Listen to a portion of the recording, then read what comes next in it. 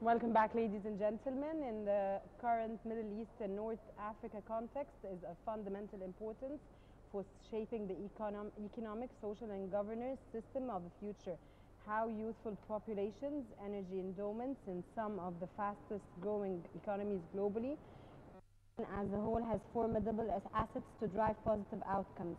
The World Economic Forum on the Middle East and North Africa convened in Jordan. Over 900 of the foremost leaders for the Cooperation Council countries, North Africa and internationally, representing governments, industry, media, civil society, and youth. These stakeholders came together to advance understanding, dialogue, and action on the most immediate and urgent priorities as well as long-term imperatives. In this context, we have with us today businesswoman and PR expert, Mrs. Loula Zaklama. Hello and welcome. Hello. With us today in Nile Cruise. How are you? Thank you for having me. We have the pleasure to have you. Dr. Loula, you have participated in this year's forum. The year's forum is entitled Creating a Regional Framework for Prosperity and Peace Through Public-Private Cooperation. Would you tell us more about such a theme in your participation and, of course, from your perspective? This was the overall theme, but then there were very, very important breakout sessions, and every session was under this umbrella of the theme, but it was divided into several pillars. Yes. A pillar on unemployment, a pillar on education, health, water, energy, etc. So it was extremely well planned. The program was expanding, and of course the logistics were good too. And inshallah, because we'll be hosting this forum next year, inshallah, here in Sharm el-Sheikh, and I'm sure we'll do an excellent job there. Mrs. Loula, in his address to the delegates, President Abdel Fattah al-Sisi said that the country, Egypt, is committed to the political roadmap that was put in place after the ouster of former President Mohamed Morsi, and that procedures to hold the long-delayed parliamentary elections are currently underway. How does such commitment directly affect business and investments in the country? It was the opening session, so he set the stage very well. First, King Abdullah spoke, and then our President Sisi spoke. With this address that President Sisi said, he set the framework, he set the mindset of the people into taking this theme and breaking it out and discussing it further in the sessions. So it was a sort of a very good introduction for the whole 2 days. So, and then every part of that theme was taken into further discussions, into further sessions. Not just that, but lots of other themes were discussed. Everything was perfect. The program was outstanding, enriching. I learned a lot from other colleagues. There were workshops. This was What did you learn, Mrs. I learned Loula? a lot about other countries. That's number one. And I learned we had a very interesting session because my business is a family business. And there was a whole session by people in the region who have family businesses. How do you discuss your succession plan? What happens after I'm gone? Where's the rest of the family? Are they going to continue? Are they going to go somewhere else? So that was an interesting one. And there was the energy, unemployment, education, and health. And I was trying the good and the bad. This economic forum, the format is that you have sessions, parallel sessions going on all the time. So you're running from one place to the other, and each session is interesting, and you want to go to all of them, but you can't because they're all at the same time. You don't have enough time. You don't, and because they're all at the same time. Yes. But each one is more rewarding and enriching. Dr. Loula, what about the Egypt Economic Development Conference, which was held here in Sharm el-Sheikh in the month of... How do you see this as a commitment by the government to the economic development of the country in the coming years? I think this is a continuation, because we set the stage with this economic forum in Sharm el-Sheikh here, and then the theme was taken further into the economic forum there in Jordan. So I think it was a continuation, and a healthy continuation, and it made sense because it's a logical continuation. So many of the themes that were discussed here were brought further into other sessions. But the thing is that there it was very big, and there were so many sessions of so many countries, and it was really amazing. Mrs. Loula, how can economic laws make a difference in the business environment in Egypt, especially that the government plan focuses on reforming all legislations to attract investments in the country? Oh, I'm so happy you asked that question, because the investment law is being redrafted now, and we had our Minister of Investment with us, Ashraf Salman.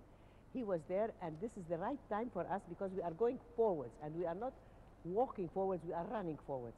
After 4 years of stagnation that we had, we are now going full force. And alhamdulillah, we're going in the right direction. With the president government, and we're redrafting the investment law to make it attractive for the investment in our country. I worked previously for 10 years on investment promotion for Egypt in previous government. I worked on giving, we have the healthy environment. Yes. We have the product. We don't have a product problem. Egypt does not have a product problem. We have the right product, we have the right environment, we have the right legislation. We have everything is in its place. What is lacking, because from my perspective, because I'm in communication, communicating this to the outside world, communicating what we have in legislation, communicating the healthy environment, the one-stop shop, all these very, how shall I say, all these opportunities are not communicated enough. We are trying, alhamdulillah, through various forum like this, but it's not enough. We have to do a very, very extensive communication campaign of the value proposition of Egypt. Yeah. How do you plan to do this campaign, Mrs. Loula? We did it before, but we need to get the governments concerned together to agree on the messages. The first thing that we have to agree on, what messages do we want to send to the outside world? We need to have very focused messages, and what we promise we can deliver. Promises that we cannot deliver. So we have to agree, first, the value proposition. What is it that we have to have offer? realistic targets. Realistic targets. What we have in relation to competition around us. We have competition from all the countries in North Africa and the Middle East. So what do we have that is specific to Egypt? Of course, we have a million population. Yes. This is the first thing. Other than that, we have a lot of other opportunities. We discussed a lot in Jordan joint cooperation in tourism, because we are involved in promoting tourism to Egypt. Jordan is investing in promoting tourism to Jordan, Morocco, Algeria.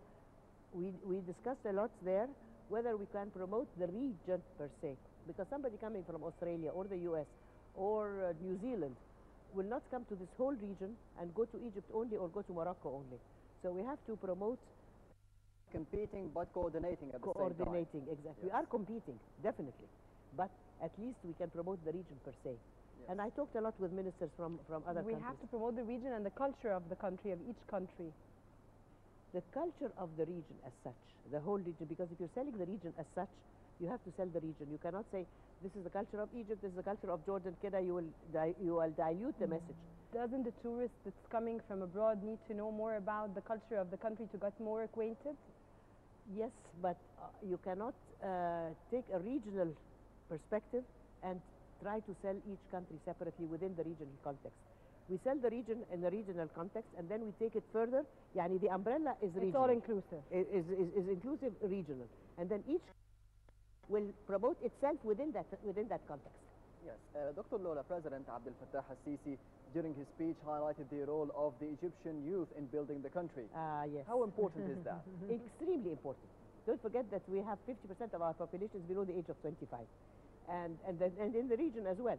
And so he outlined the future is in the youth, in education, particularly education, and importantly, more important than education, in my view, is training. You can come out of university, you can do a lot in education, but unless you get sufficient training in the field you are in, you cannot advance. Where can we have training? Here we have, each ministry should have its own training, and each institution must have training. Do they have plans for this training? I don't know. I don't know enough about it. But we do a lot. For example, my business is communication. Yes, Mrs. Loula, you said you have a private business. What's your private business? Communication. Communication. Communication. And I teach communication. We work in communication. We design communication strategies for government, for the government, for other, for corporations, for government, for civil society. We first have to agree on the message. We cannot dilute the message. You have to agree on the messages and then how to deliver the messages and to whom. Is it systematic and agreed upon, the messages? Yes. Of course, you have to have personal. What we do in any assignment, whether it's government or corporations or civil society, whatever it is, we have to have a couple of days workshop to design the messages. Some companies, some corporations, some people say, Loula, we don't have the time. We don't have. No, you have to have the time. You cannot go out there and get improvise. You have to have a systematic, logical approach to the messages. So Egypt is digging a new Suez Canal, of course. Yes, the new yeah, Suez yeah. Canal is Music to my nearly ears. finished and will be inaugurated in the month of August. How important is building a new Suez Canal in expanding the business investment or environment here in Egypt? It is extremely important because look at the jobs that will be created around this project. I mean, it is incredible what's going on, and Manish Rabbina Yifrahmi, he's doing such a good job. We need to really to use this advantage to the maximum. You can have creation of jobs, of course, in Port Said, Suez, and Ismailia, but apart from that, there is a lot going to happen. What we need, again, Malish, I come to my profession, we have to communicate to the outside world. Hey, outside world, these are the opportunities in Egypt. Opportunities in infrastructure, in energy, in water, in everything. The Suez Canal is a whole new horizon for people So to it's a invest. matter of marketing, actually. It's a matter of communication. Yes. Are you optimistic about this Yes. huge project that's going on Yes, and taking I'm- place in Egypt now? By nature, I'm optimistic. Yeah. I mean, the worst, By nature, you're optimistic, and when it comes to this specifically. but even in the worst terrible time of Egypt, I was always optimistic. Otherwise, khalas, if I'm pessimistic, I cannot carry on. But I am optimistic, and especially if I see the right, I can see that the whole project is going in the right direction. It's going in logical sequence. And it's systematic, And and it's systematic, and there is a strategy. there is a strategy. There is a clearly defined strategy.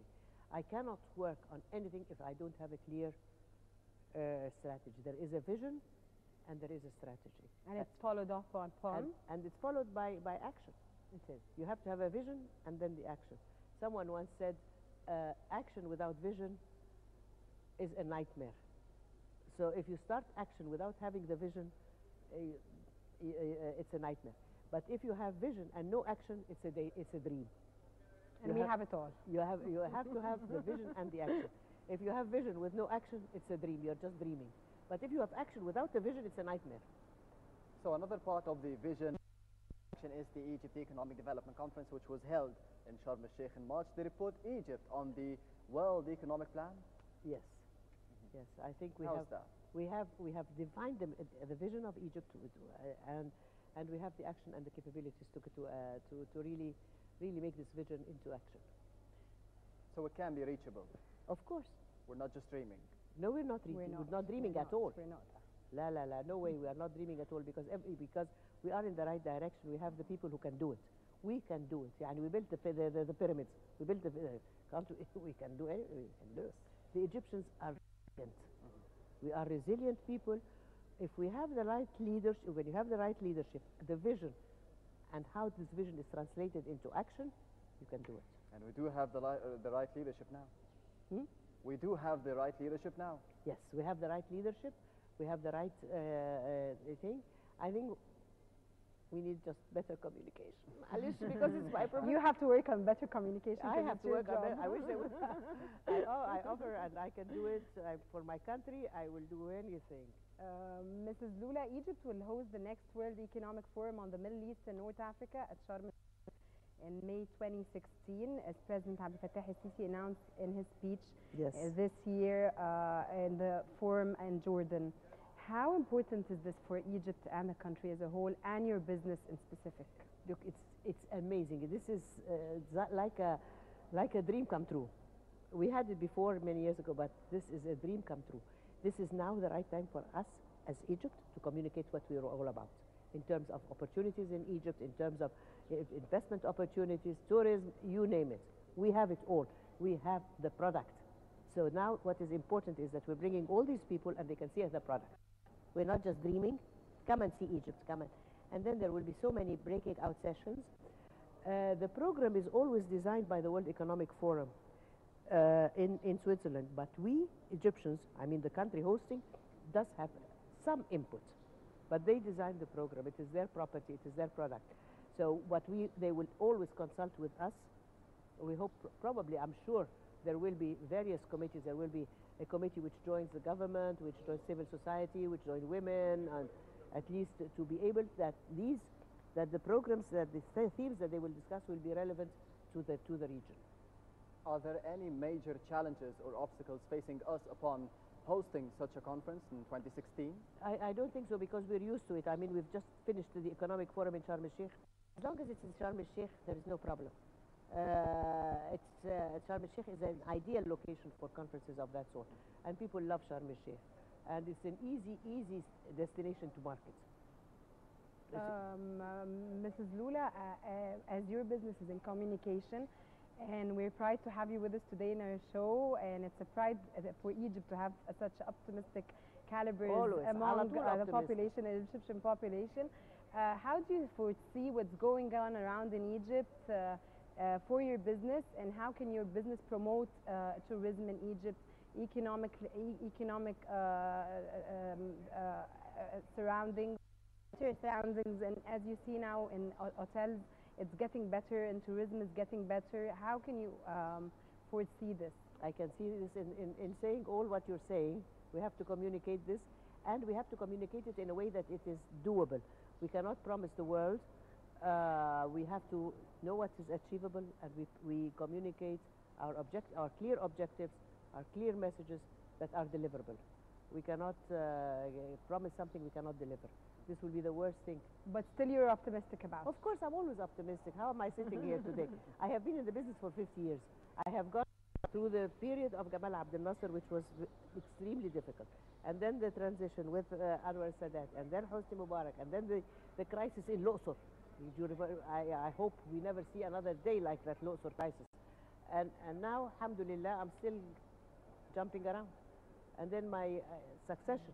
What is good is succession, because my 2 daughters and 4 grandchildren are in the company. MashaAllah. So inshallah, when I depart, the company will continue. Yes. God bless you. God bless you, Mrs. Loula, and it's a pleasure to have you on our show today. Thank you. Ahmed. You're very good anchors. Both of you Thank are you very so good much. anchors. Thank you very much. You're even optimistic about us. Yes, no, I'm not optimistic. I'm saying the truth. You're good anchors. Thank you so very much. Mrs. Loula Zaklama, the businesswoman and the PR expert. Thank you very much for being with us today on my cruise, and we'll be going out for a quick break. So stay tuned.